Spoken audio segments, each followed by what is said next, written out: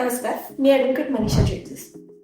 बरेच वेळेला आम्हाला प्रश्न विचारला जातो की विल करावं की नाही करावं, विल करणं का गरजेचं आहे.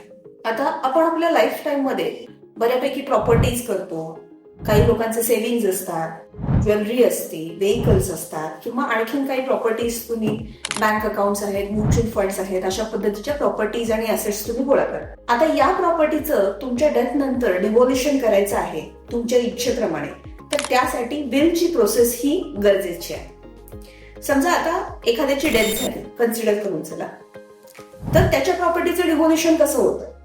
दोन पद्धतीने होतं. आयदर समजा त्याची जर विल नसेल तर त्याचं सक्सेशन ऍक्ट प्रमाणे डिव्होल्युशन होतं.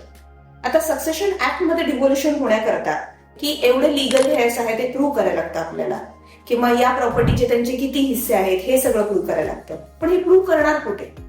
तर हे सगळं आपल्याला कोर्टातून प्रूव्ह करायला लागतं. आणि त्याच्यासाठी जी जनरल प्रोसेस वापरली जाते ती म्हणजे लिगल हेअर सर्टिफिकेट. नॉर्मल आपल्या परिभाषेमध्ये त्याला सक्सेशन सर्टिफिकेट म्हणतात. पण सक्सेशन सर्टिफिकेट मिळवणं ही टोटली कोर्टाची प्रोसेस आहे, जी की खूपच लेंदी, कॉस्टली आणि टीडियस प्रोसेस आहे. सो आपल्यानंतर जर आपल्या लिगल हेअर्सना ह्या सगळ्या लेंदी, टीडीएस, कॉस्टली प्रोसेस मधून वाचवायचं असेल तर विल करणं हे गरजेचं आहे.